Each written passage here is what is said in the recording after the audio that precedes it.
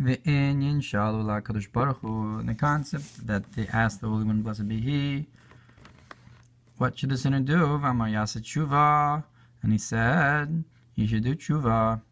Zeu iskafia, that's bending oneself, pushing oneself. So this is still in the Kitzur of Ches.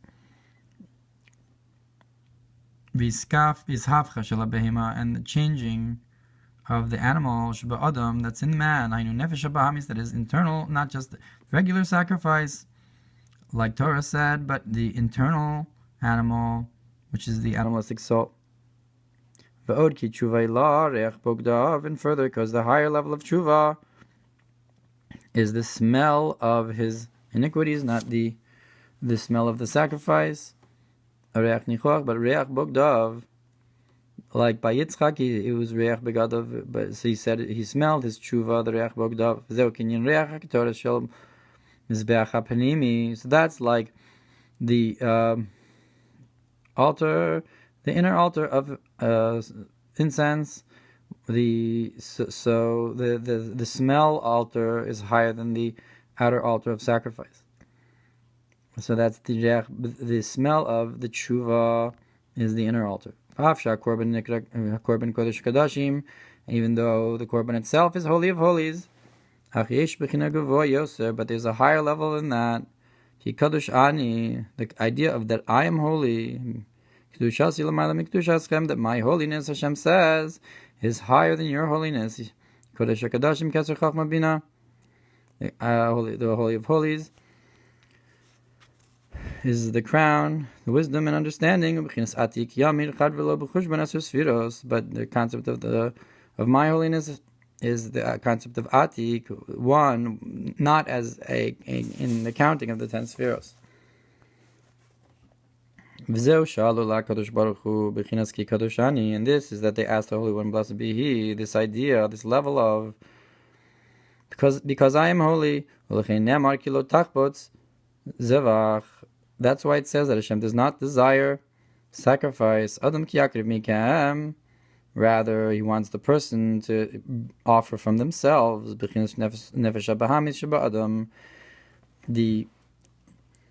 animalistic soul in man. Hagar.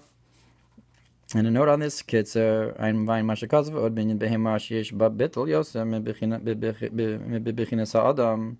And look what's brought about the idea of how the animal has more of a nullification than man.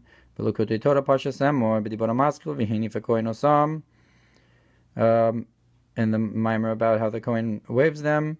Im kein mizeh yuvan mashim iskapel adamai de korban behema. So with this, you can understand how a person can be atoned for with an animal sacrifice. Like the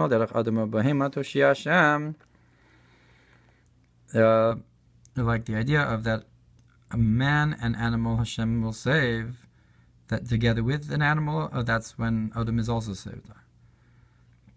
Perhaps like the idea of that when Adam doesn't have merit, so they're saved the b'schus of the behemoths. So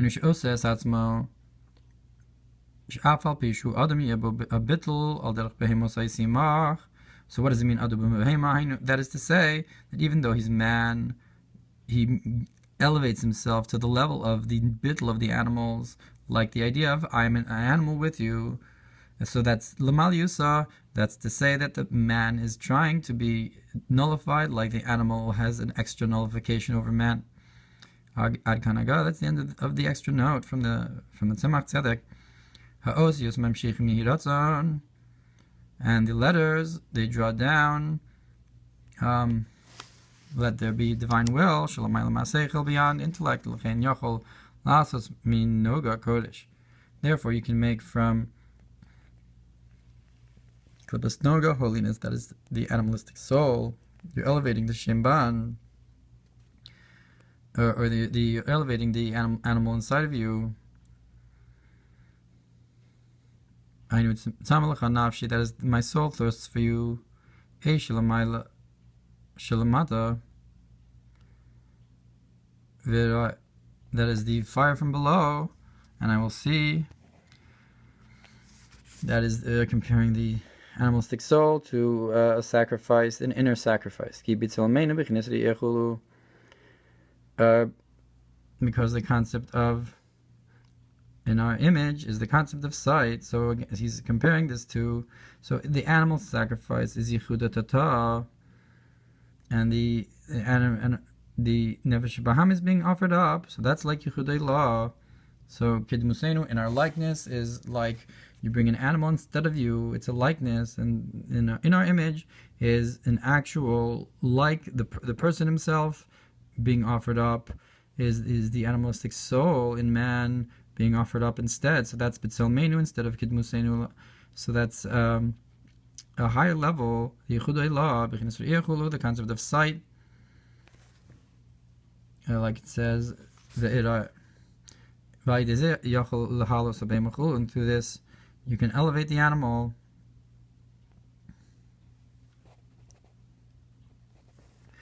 Right, I guess.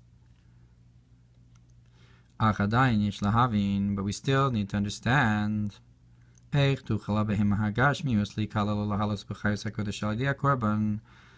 could a physical animal be elevated and included in the holy animals of the malachim through a sacrifice. But the concept is that it's man that elevates it and enables this.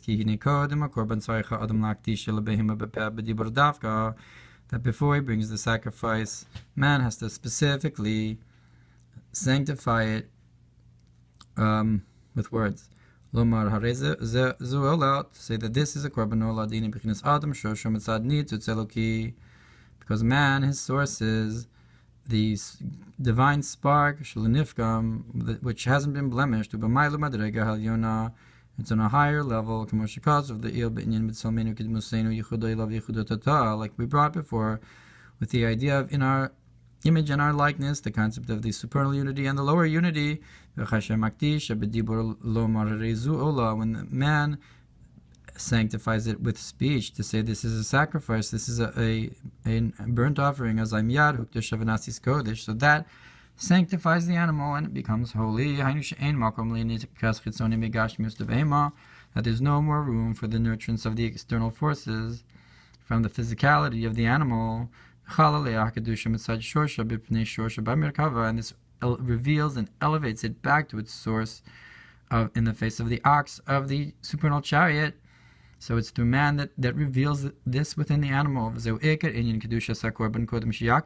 that's why you have to sanctify the animal before you offer it. Why would you even have to do that? Because it becomes forbidden to have any benefit from it for a regular person, meaning to say it's not going to get unique anymore. Because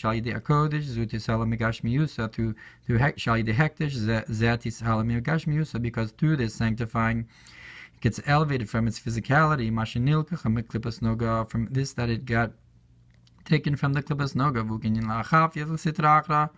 And through through bending the sitra achar, and then through the korban you're gonna have ischafcha. So the hakdash is iskafia, and the hakrava is ishafcha.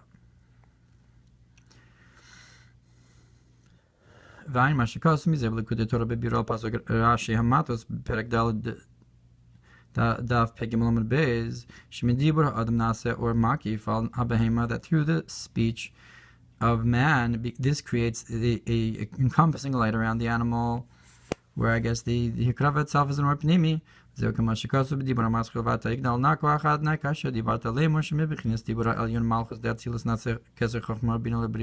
is to say that from the speech of the supernal speech of Malchus of Atzilus, this creates the higher levels of the crown and wisdom and understanding Keser Chachma Bina of the world of Bria. So here you're creating a makif through the dibur.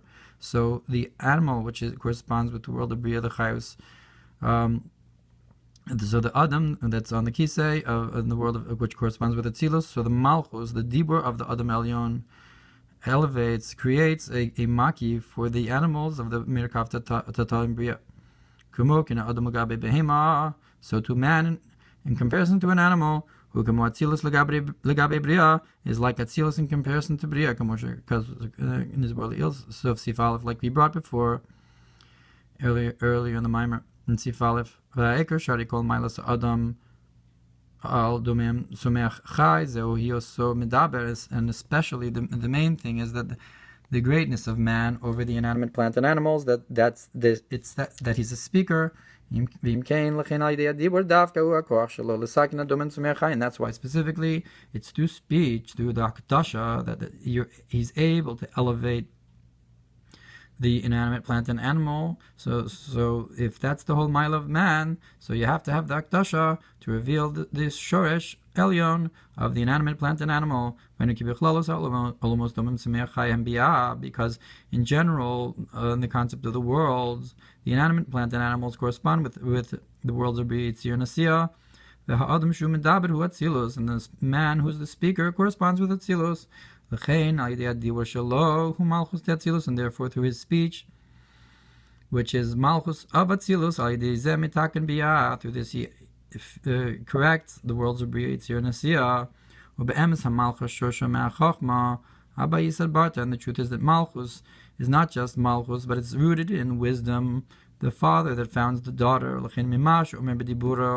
And therefore, from this that he says in his speech, Ola Nimshach or Makif, that he says that this is an Ola that draws down an encompassing light, ala behema, on the animal. Because it's not just Malchus, but it's drawing down from higher. That his speech is drawing down from the level of speaker into the animal. So to above, this corresponds with a drawing down from the Malchus of Atzilus into the world of Bria. And look over there, that's so too in general from the worlds, from the line and the string. Animshach Malchus to Ein Sof, that's drawn in after the Tzimtzum from the Malchus of the infinite. From the kingship of the infinite, are drawn down, encompassing lights to the world of Adam Kadmon. So again, you have a concept of Malchus, of speech, you're bringing down to Adam, and Adam de Bria, which is called the Adam of the world of Bria. So again, you're drawing down from Atzilus, the Chlalus, to Bria, the Chlalus, from before the Tzimtzum, which is Atzilus, the Chlalus. And Medib or Hatorah Nimshach or Makif Gamkin al Adam. So through the speech of Torah, you draw down a encompassing light on the person. Who's learning like it's brought in Tanya. Rashi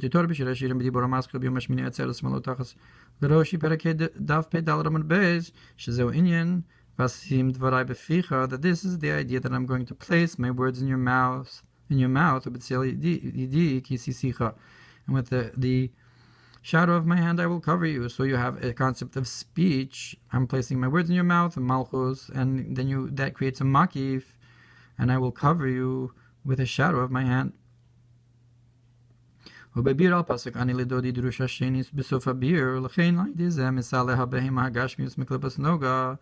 therefore, through this act of speech, this elevates the physicality of the animal from the klippa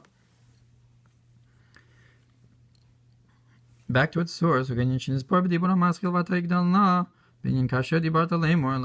in the Mamar. Now you will greaten, please, with the idea of, like you spoke to say,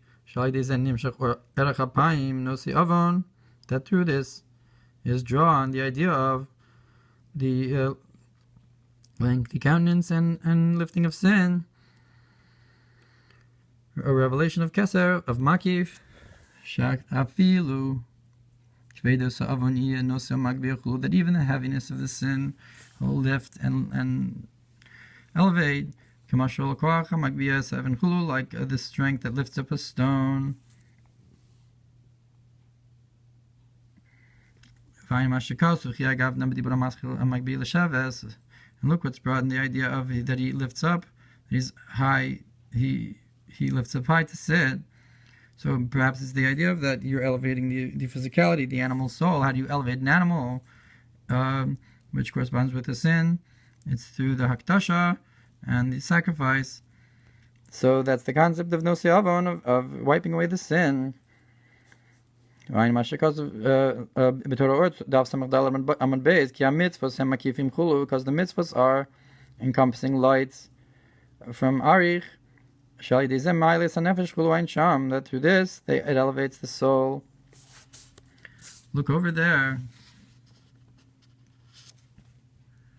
So to the mitzvah of the hakrava, we elevate the animal back to its source. In the Chayes HaKodesh, the Medaber elevates the Chai through the Hakdasha and the Hakrava. Iskafia Nisavcha.